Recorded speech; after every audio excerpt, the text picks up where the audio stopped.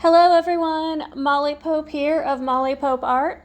I have a tomato painting tutorial on a cute little 8x8 wood panel. I'm using Liquitex Acrylic Paints and just a handful of brushes and just a few paint colors. So basically you're going to draw your tomato on your canvas or paper or wood panel, whatever it is you're painting. And you're basically going to draw a circle. And this little tomato has a little 1/4 inch or 1/4 slice tomato at the very bottom. So it's a full tomato and then a little slice of tomato nestled in next to the full tomato. So begin painting your tomato, your full tomato, using deep cadmium red acrylic paint. And again, I'm using Liquitex acrylic paints. I love how creamy their consistency is of their paint. And I'm using a 3/4 inch flat paintbrush. So I have dampened my paintbrush in some water and removed the excess water and really fully loaded that paintbrush with the paint. Now, one very important tip that I would like to share with you is that I have not darkened my red cadmium paint with black paint, which that is what a lot of people tend to deepen and darken their paint colors with when you are making a shadow color, is black. And what I'm recommending that you give this a try. I've started using it here lately, and I have not gone back to using brown or black to deepen my shadow colors. I'm using the complementary color of red, and that is green. So you'll begin adding just a very tiny little smidgen of green to your red. So add a little bit at a time. It's always easier to, whether you're mixing up a shadow color or a highlight color, it's easier to add a little tiny bit of the color to begin with and then continue adding whatever it is you need instead of mixing a color wrong and then having to throw that out and start over again.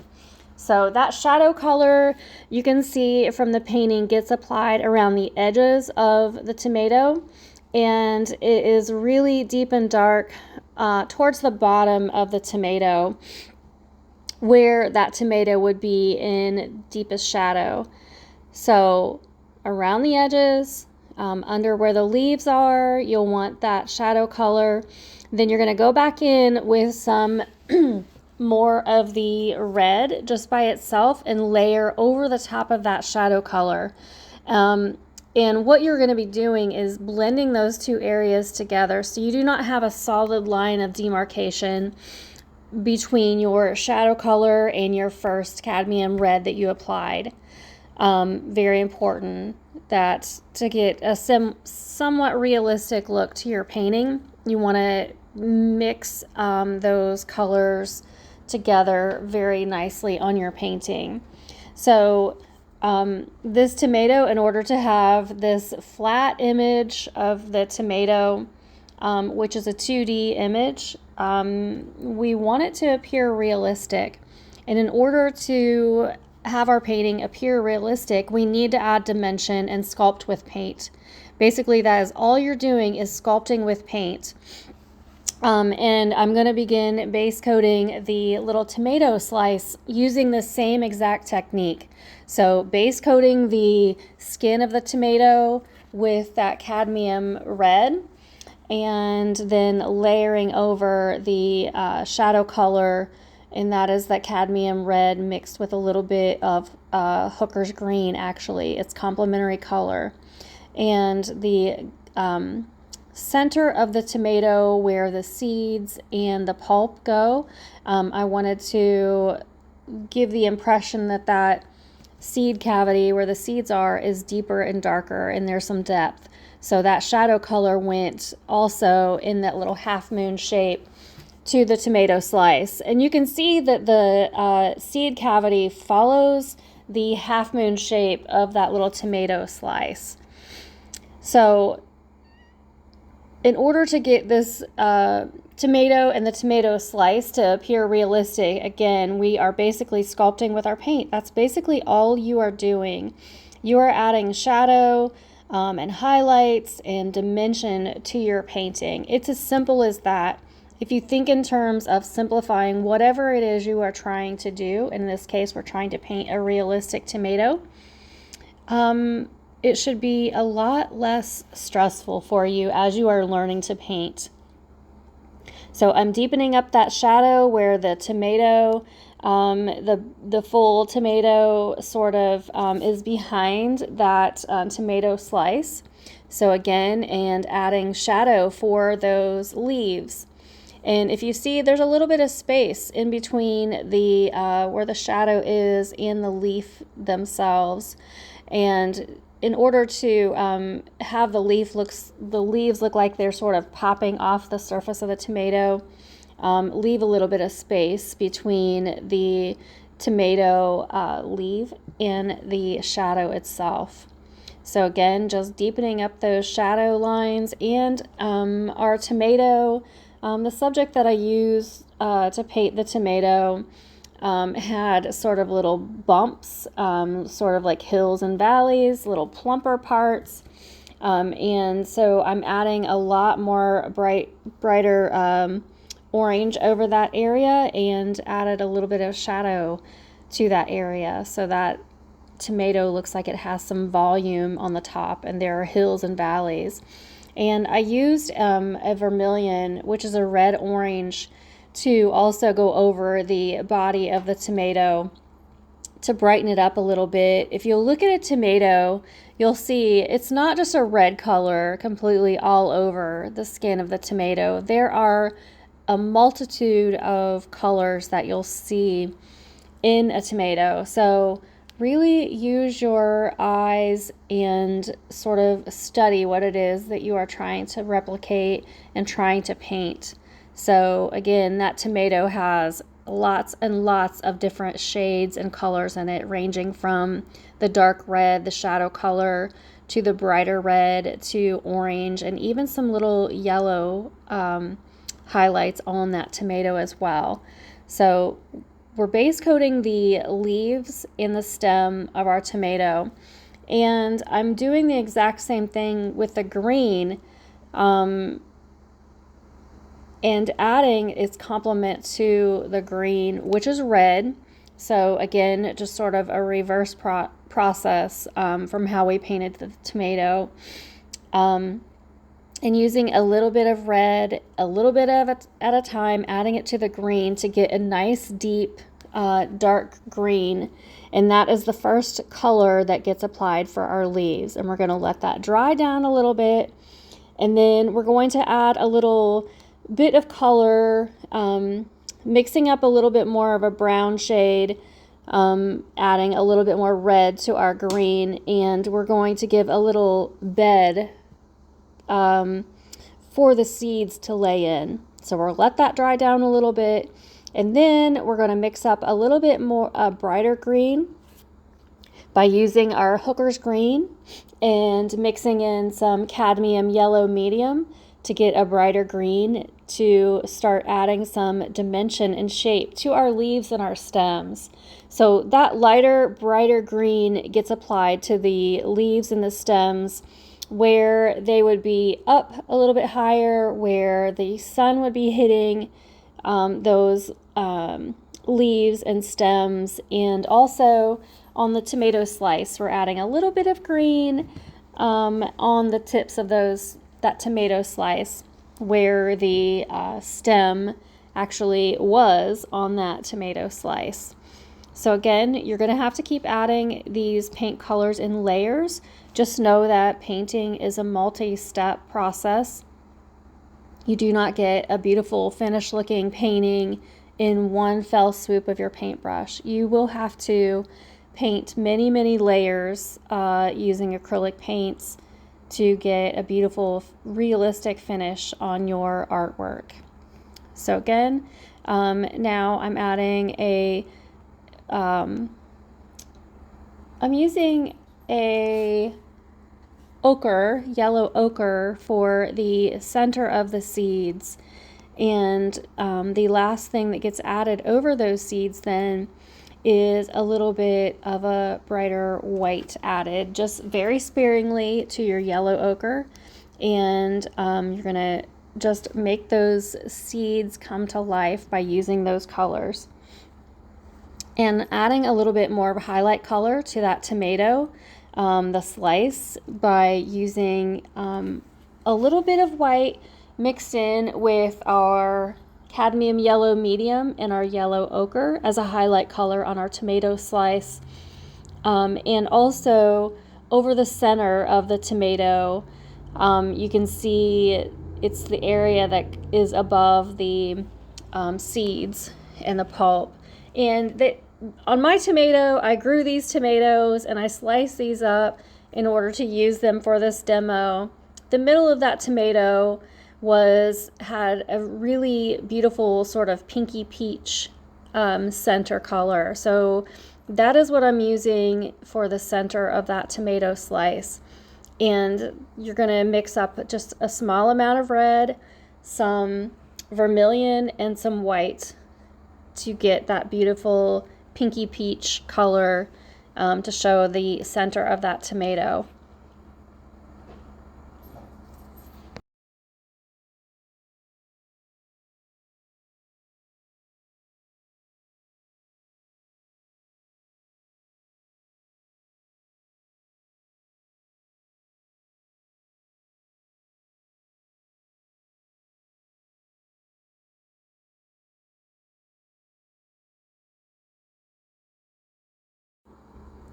Now that our full tomato has dried down a little bit, I'm using a brighter orange color to really bring up the highlights on those areas of that tomato where I wanted it to appear to be a bump out. So that is mixed up with the vermilion with cadmium yellow medium and a little bit of white. So it's a nice bright kind of an orange, and that gets applied on the top of the tomato where those little bump outs are on it, and also on the tomato slice, same thing, where those little bump outs are. So that's going to make it look like that tomato has that beautiful brighter orange color on the skin that tomatoes do also have. Again, like I stated before, there are so many colors in a tomato. So if you really study your subject, you'll see all those beautiful colors and value changes in your tomato. So you'll have a little bit of reflected light down towards the bottom on your tomato also. So again, we are sculpting our tomato with paint. We are making that 2D image of the tomato that is on wood. We're going to make it look very realistic by just sculpting with paint. So again, you're just going to build up layers with that highlight color and add more yellow as the previous layers dry down. And I'm refining all of the stem area and the little individual leaves and making sure that there is no white, or in this case, no wood showing through down at the base of the tomato and right up next to the tomato. So I'm going over, adding a red right up next to the tomato, and then you're going to go back in and add an even higher highlight on that tomato by adding more yellow to your green, so it gets a nice bright springy green color. So this highlight color that I'm applying to the tomato is a little bit more of like a pastel yellow, and this is the very bright highlight that is on the tomatoes. So this is again where the light would be coming and really hitting those areas of the tomato where it's bumped out, and getting some beautiful bright highlights on those tomatoes, on that tomato and on that tomato slice.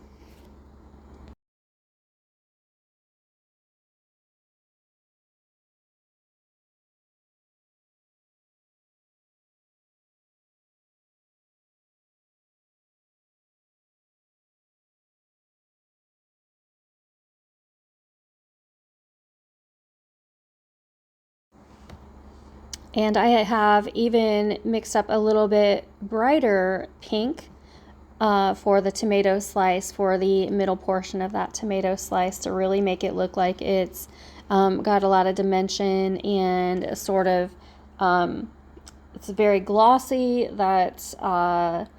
and very moist when you slice open those tomatoes. So I wanted that middle to appear to have all of those qualities.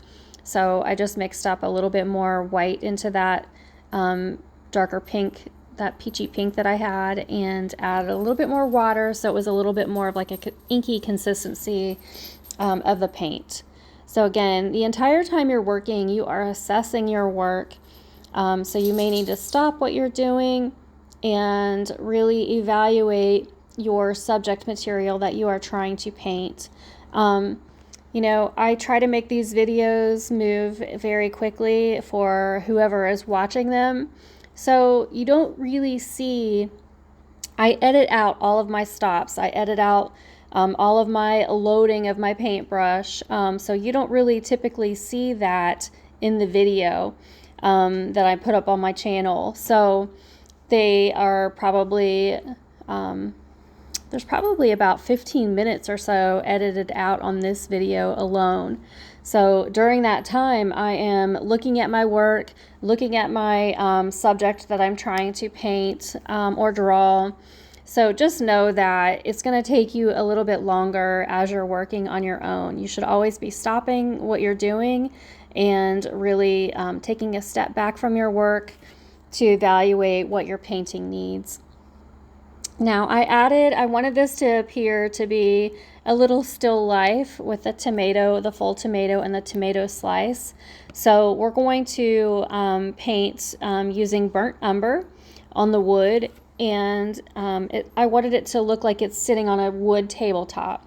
So I'm using that burnt umber to really sort of paint that sort of faux tabletop is what that's called when you're working painting a still life. You want it to appear to be sitting on something.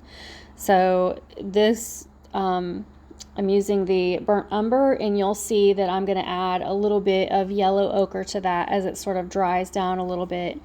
And the top, I wanted this little vignette, this little still life of the tomato to be really dramatic. So the background for these tomatoes is just a black. And I'm still using that large paintbrush, that 3/4 inch size paintbrush, and working up and around the tomato and all of the leaves, applying that black paint. Now, the larger area that you are trying to cover, that you are trying to paint, you should always use a larger paintbrush than what you feel comfortable using. It will go faster. You won't be trying to paint all that area with a little teeny tiny paintbrush, and you can go faster. So this is painted in real time. This video is in real time. I have not sped up any of the film, so you can see how fast and how quickly I'm covering that background. And if you need to switch to a smaller paintbrush to get in and around your leaves and stem, you can definitely do that. But I really recommend you try to cover your background with a larger paintbrush than you feel like you are comfortable using.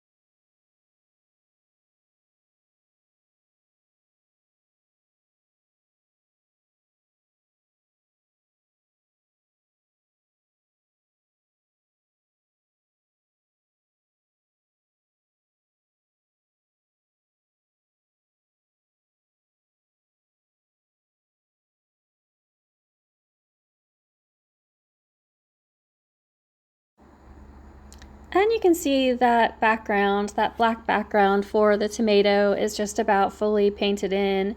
And I just love the way that black looks next to that red tomato. It really just makes the tomato come to life.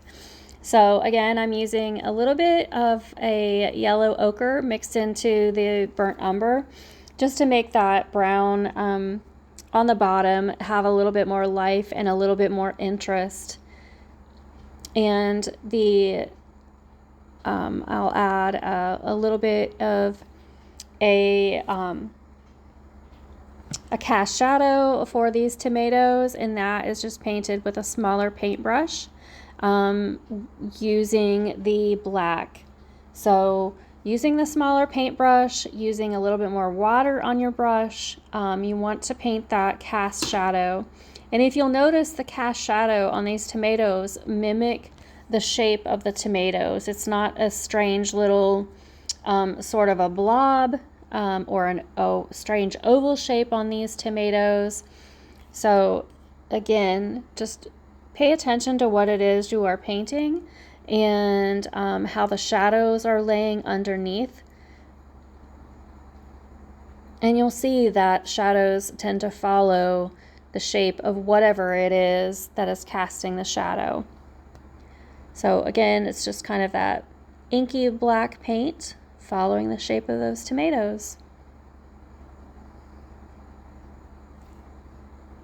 And for the background on the top, I loved the black, but again, I like to, I started out as a faux finisher, so I love to add a little bit of texture in backgrounds with some different colors. So I just added a little tiny bit of brown, a little tiny bit of burnt umber with a little tiny bit of white, just to really give some visual interest to the background on those tomatoes. And the last little thing that you're going to want to do to your subject is go back in and go over all of the edges. And in this case, that is the tomato. The edges of the tomato is just that cadmium red, and just kind of cleaning up those edges since we put the background in last, and just going over them again and cleaning them up and refining them a little bit. It'll make it look a lot more finished. And also, you don't want any white spaces in the background around your subject. So you want to make sure you're covering all of that. I went back in the shadow color for the tomato and just kind of went over the edges of that tomato again. So it kind of blended into the background, into the shadow a little bit more. So there wasn't a solid line where the bottom of the tomato started and stopped, and where the shadow started and stopped. So again, just kind of blend those edges out a little bit. And also in assessing your work, you'll need to see after you add the background whether you need to touch up your tomato or not, or bring up the highlights. And I felt like the highlights needed to be a little bit brighter on this tomato. And this tutorial is just about finished. Thank you so much for watching my channel and watching my videos. I so appreciate you. If you have any questions at all, please drop them in the comment section, and I am more than happy to help you on your painting journey. Thank you so much. Have a great rest of your day.